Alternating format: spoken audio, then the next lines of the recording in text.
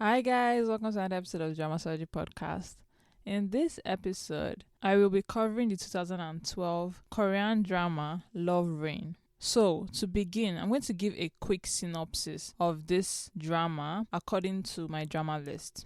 So, the summary goes, Suh In Ha is a sensitive artist who falls in love at first sight with fellow college student Kim Yoon Hee. The two of them develop feelings for each other, but before they can do anything about it, In Ha's best friend, Dong Wook, professes his love for Yoon Hee. Not wanting to ruin his friendship, In Ha takes a backseat and watches as the girl he loves grows further away from him. Fast forward to present day Seoul, where In Ha's son, Suh Joon, meets and falls in love with Hannah, Kim Yoon Hee's daughter. The children are completely different from their parents in personality, but fate pulls them together. Wow.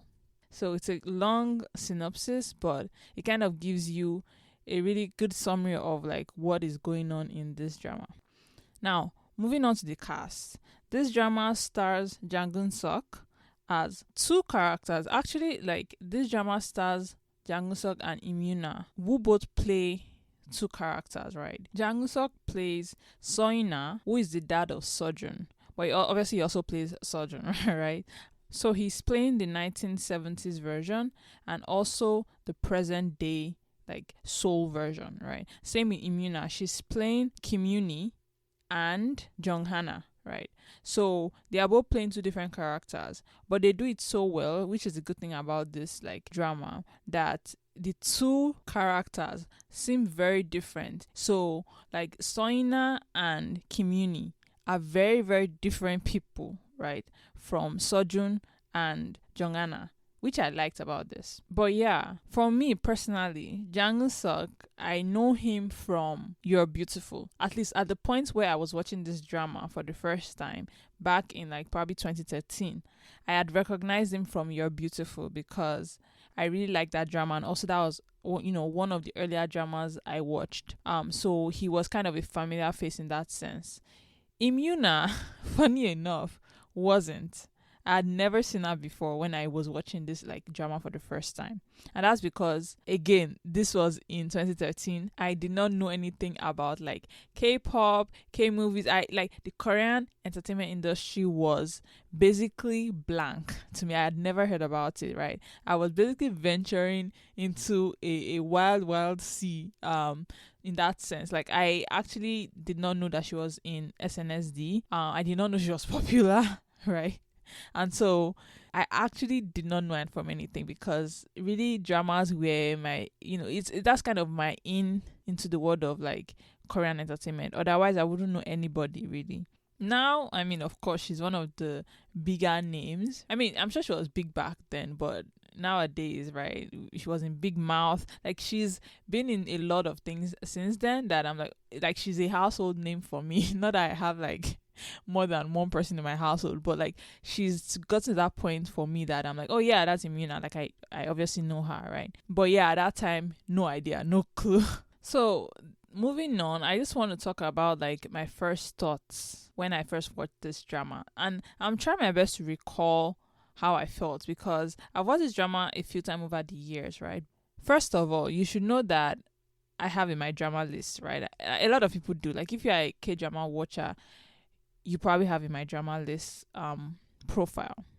I have this drama rated as an 8.9 on my drama list, which is kind of high, I would say. Like for me, I feel like this is high, but I want to kind of defend my reason for giving this drama such a high rating because it is cliched and it's a lot of things that I don't know if I watched it in today's day if I would like it. But there are a lot of reasons why this drama has, stayed on my like high rating list for a long time. The very first reason is that this drama actually has a lot of elements that me personally I like. So tropes I like, right? The very first one is the idea of like fate, right? This drama plays that idea quite well. The idea that, they are maybe predestined to fall in love, because not only did their parents fall in love, but they also fell in love. So there's that sense of like fate to it, and like it was meant to be kind of thing, which I like. I like that like predestined kind of vibe to stuff, right? And this drama does that well for me, at least. I like it. Then another reason why the drama has such a high rating for me is that I actually just really liked the character of Suh Joon. So the male lead, Suh Joon, his character was just really interesting to me. He had this old like bad boy vibes to him that I really enjoyed, right? He was a photographer. He seemed like the kind of person that would be a biker.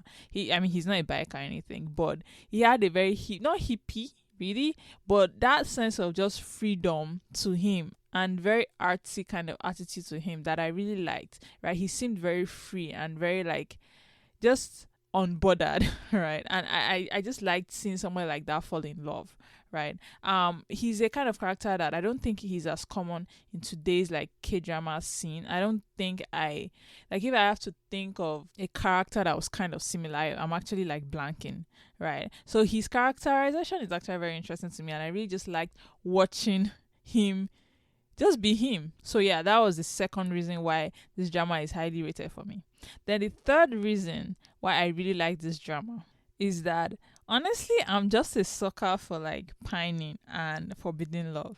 Like I like those two combination. When they go, like when they do it well, they do it well. And this drama was like prime pining, prime forbidden love tropes, right? So I just love that. The idea that Suh Joon and Hannah have to like hold themselves back even though they've fallen in love, even though somebody like Suh Joon, who I guess no one expects to fall in love, when someone like that falls in love and he has to, hold himself back because he wants his dad to be happy, but he's also really conflicted and he really loves Hannah, right? That is I love it. Right, just watching those scenes of them, the angst, I just love the angst. And so this genre really satisfied that like craving for angst and that craving for pining and that forbidden love, meeting secretly and stuff like that and trying not to get caught. I love things like that. So yes, this is the drama that just does that well. Then the final reason why I rated this drama so high was because of the feeling of nostalgia. So, like I mentioned, I had watched this drama back in 2013 when I first started watching dramas. And over the years, I've rewatched this drama a couple of times. And by the time I had signed up for my drama list, I had rewatched the drama a couple of times at that point. So when I was rating it, like there's just this feeling of nostalgia because I have watched this drama so many times over the years that it just brings back a good memory for me. It's a memory that it's really not about the drama even, right? But just like a good vibe that I get because that was really when I was discovering the world of like Korean entertainment. And for someone like me that's a movie buff, like a TV buff, it's like discovering heaven or like a pot of gold. Like it's very significant, and so I think that plays a big role into why I like this drama. Just having that nostalgic feeling. We all have those shows that just give us those feelings. For me, like Western shows like Fresh Prince and shows like that, it's that sense of just those days. It was back in those days, right? And so that's what this drama represents for me, right? It's kind of like that discovery of just a different kind of entertainment that I'd never heard of, I'd never seen or experienced, and I just had to give it a high rating because of that, right? And so yeah, that's really the reasons why this is an 8.9. Which is kind of rare for me, especially for what it is, which is very cliche. Like it's a very, very cliche romantic drama. And like I said, if I was watching it today, like in today's day, I would not give it as high of a rating. Because honestly, I think I've become desensitized to like dramas as a whole. And I've talked about like my experience of having like no drama that interests me.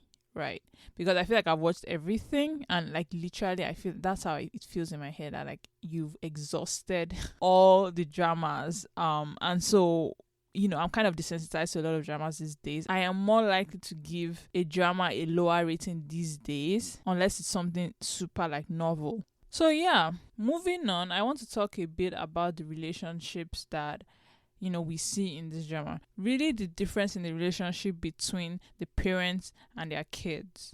because they are very different kinds of relationship. And like the synopsis talks about how the children have a completely different personality from the parents. I will say that Kim Yoon and Jung Hana, mother and daughter, they are a lot similar.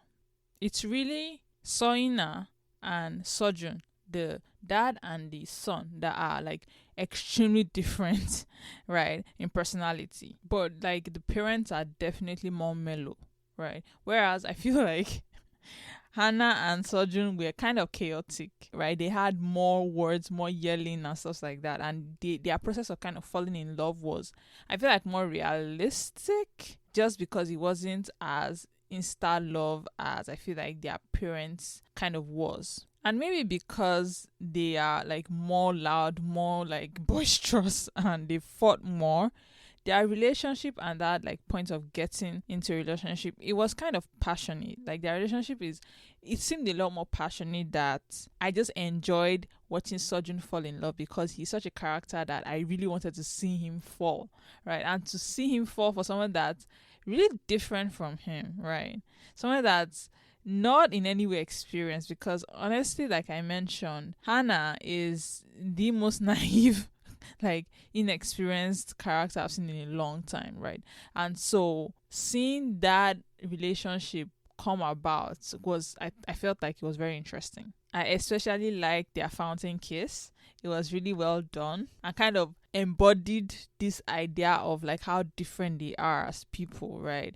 Where Suh Joon is more passionate, like Anna is more kind of not laid back, but she's more cautious, and it really showed in like their kissing. And so I really like that dynamic that they had going on. I will say that I did feel bad that the parents could not be together, right? There was a sense of, oh, that's a shame, right? After all these years, they finally meet, and of all the people their kids could fall in love with, he happened to be the love of their lives kid, which was kind of sad. It was extremely sad. I felt bad for them in that sense. But honestly, I wasn't as invested in the parents. I was too focused on Hannah and Suh Joon, because they were just more interesting, more dynamic. And it was sad for the parents, and especially that Kim Yoon Hee had to go through. It was very sad. And I guess in Korea, that's like a no, right? It's like it's a absolute no. Like they couldn't. And this drama kind of makes it seem like they can't be anything else but friends, which I guess it makes sense. But also, like, you don't have to be married to have a relationship. But I guess there's a sense of like the parents are dating and the kids are dating, and like given that Hannah and Suh Joon are going to get married, maybe there is a sense of like ickiness of like the parents also being in a relationship, especially when if like a fight breaks out or something. But I felt like it wasn't as fatal as they were making it seem.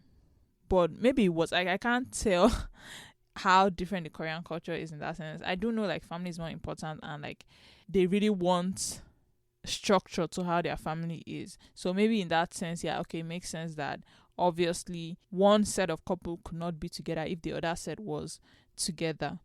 But it's not like they were step siblings that grew up together or anything, right? But yeah, that was a part that I was like, oh, it's a shame that they can't have a relationship and they have to like remain as friends, which isn't very like realistic, honestly.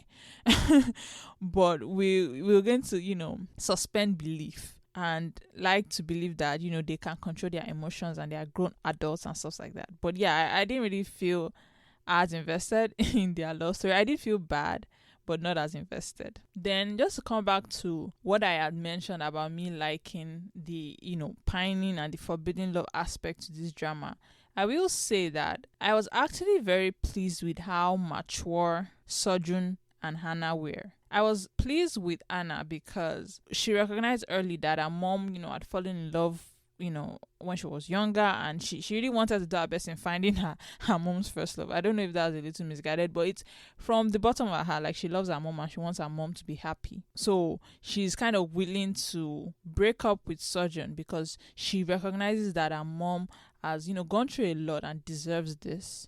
And that was very mature to me. Like they actually considered each other's feelings in that sense. Suh Joon was also very impressive to me because his parents actually broke up because his dad was basically in love with someone else. Also because the mom seemed like a crazy person. But that's still because the dad wasn't in love with his mom, right?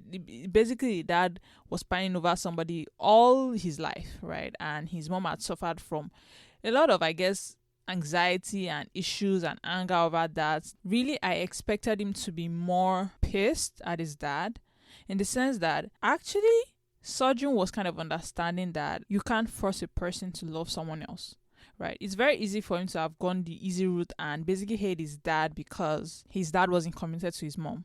But he recognized, first of all, that, that's not kind of how love works, and he was kind of okay with his dad not being in love with his mom, which is a very interesting thing. Like most people, like a lot of people will be against that kind of parent, that he seems kind of irresponsible. Like, why marry and have a kid with someone that you obviously were not interested in, really, right? But Suh Joon could kind of understand his dad's perspective, and maybe also because his mom she's very mean, and so actually from his perspective, if his dad cannot live with his mom, he's not shocked, because I don't think even he can live with his mom.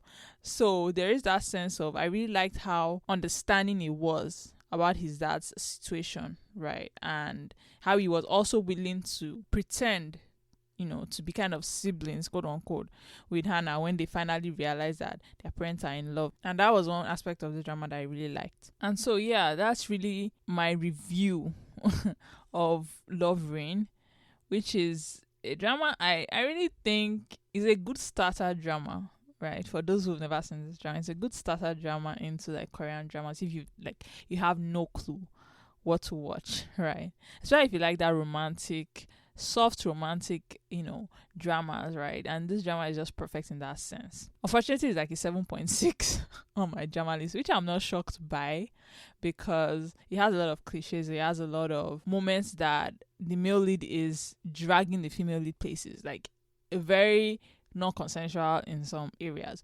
And back in 2012, that was not the main issue. It's nowadays that like people are more and more against dramas like that, and they will literally vote a drama down if it has like stuff like that, which I don't disagree with.